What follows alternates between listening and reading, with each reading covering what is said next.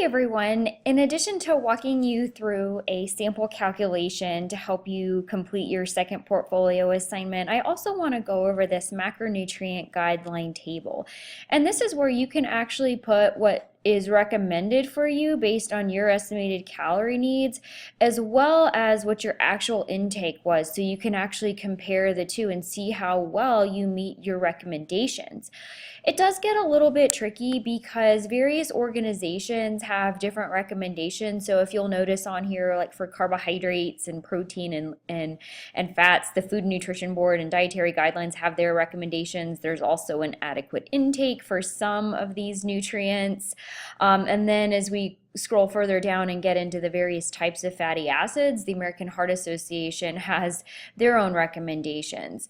It does, like I said, it does get a little bit tricky, so hopefully this can sort of better explain it. So I'm going to go through each one and let you know exactly what I'll be looking for. So with carbohydrates, the RDA is 130 grams per day. That's the absolute minimum amount of carbohydrates you want on a daily basis. Most of us consume a lot more than that, and that's totally okay. I just generally want you to consume more than 130 grams of carbohydrates per day.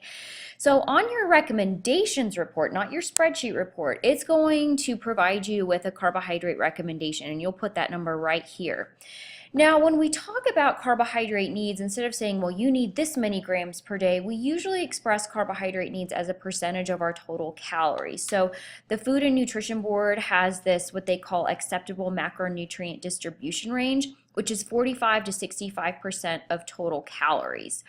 So when you fill out your actual intake, what I would do is actually put down how many grams of carbohydrates you consume over that 7-day average, as well as what percent of your calories that represents. So that way you can see if, one, you're meeting the RDA, that minimum 130 grams, as well as, do you fit within that acceptable macronutrient distribution range of 45 to 65% of total calories from carbohydrates.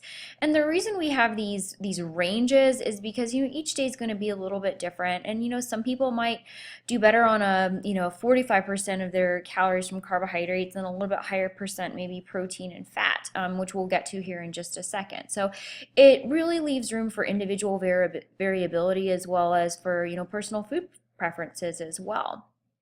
Okay, so when we come down here to fiber, there's really there's no acceptable macronutrient distribution range. Fiber is a type of carbohydrate, and really we just want to make sure that you're getting enough fiber on a daily basis. So the number that you find on your recommendations report, you'll put right here, and then how many grams of fiber you actually did consume.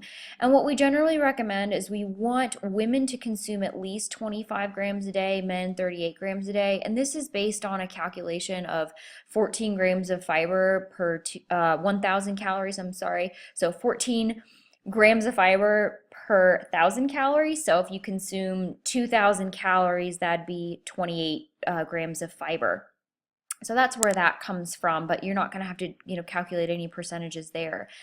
As for protein, this box right here where it states the guidelines, the RDA for protein is actually 0.8 grams per kilogram. And expressed as a percentage of your total calories, the acceptable macronutrient distribution range for protein is 10 to 35% of your total calories. So once again, in this box right here, you'll put what's stated on your recommendations report, and then over here, what I would do is put how many grams of protein you average, as well as what percent of your calories that is. You could also, if you wanted to calculate your RDA for protein, again, it's 0.8 grams per kilogram is kind of the minimum amount of protein that you need on a daily basis. Most of us do really well at meeting that. It's not necessary for you. I really just want to see your total grams of protein and whether or not you fit within that acceptable macronutrient distribution range. As for lipids, the Food and Nutrition Board, which, these are the same recommendations as the dietary guidelines, so hopefully that didn't confuse you too much, but like I said, if you see dietary guidelines, just know that that's the recommendations from the Food and Nutrition Board. It's recommended that your total fat, or here it's listed as lipids, be 20 to 35% of your total calories. So here you'll put what number is listed on your recommendations report, and then over here you'll put your total grams of fat that you consume. Remember, that's total fat. And then what percent of your calories. So if you remember from the last video when we walked through all those various calculations, you'll just do those calculations on yourself and put, what percentage of your calories came from fat. You're also going to do the same thing for saturated fat and trans fat. You want to see what percentage of your calories come from those two specific types of fat. And here's where it gets a little confusing because the American Heart Association has their own recommendations, because with high saturated and trans fat intake, that can definitely up your risk of cardiovascular disease. That's why it's so important to try and keep saturated and trans fats to a minimum. So the dietary guidelines recommend that saturated fat be no more than 10% of your calories, but the American Heart Association recommends that you consume even less of your calories from saturated fat, less than 7%.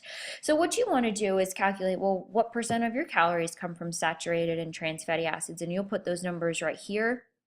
And then you can either put what's listed on your spreadsheet report, or just know that in this box, these two boxes, right? I'm sorry, not your spreadsheet report, your recommendations report. Or you can just figure out, what that 7% of calories would be, and just know that you want to consume less than that. With trans fats, we really don't like to see folks consuming more than 1% of their total calories from fat, but honestly, if it can be absolutely zero, that would be the best. We really want to try and limit trans fatty acids. Sorry, I think I confused you a little bit with the saturated fats and trans fats, so let me know if you have questions about that. As for omega-3 and omega-6 fatty acids, you do not need to calculate any percentages for these. These are just going to be a total number, and I do not believe that omega-3s and omega-6s are listed on your recommendations report. So you can just use these numbers right here as your recommendation. So, let's say you're female, you could put 1.1 grams of omega-3s per day right here in this box, and then put your actual total grams that you consumed right over here. So that way you can at least see if you're meeting that target. Let's say you consume 1.5 grams, great, you definitely are meeting that target. Same thing with omega-6 fatty acids. You can use these numbers here in this box, this 12 grams a day for women and 17 grams a day for men. You can put them in this box right here, and then your total, what you consume. As for cholesterol, again, the American Heart Association recommends no more than 300 milligrams per day. So you can use that 300 milligram target in this box right here. I do believe your recommendations report does list cholesterol on there, so you can put that number on there, or just the 300 milligrams or less per day. It's interesting, with the new dietary guidelines, there's not the emphasis on limiting cholesterol, because we find that it's not so much cholesterol from food that raises our blood levels of cholesterol. It's more those saturated fats and trans fats that raise our blood levels of cholesterol. But the American Heart Association still does recommend that you keep cholesterol at less than 300 milligrams per day. I know it is a little bit tricky with various recommendations out there. You can include all of them if you'd like, but really the major guidelines that I'm going to be looking for are those that are listed in this box right here. I know that was a little bit tricky, and I hope I did an okay job explaining that, but please let me know if you have any more questions, but hopefully that will help you at least for the most part.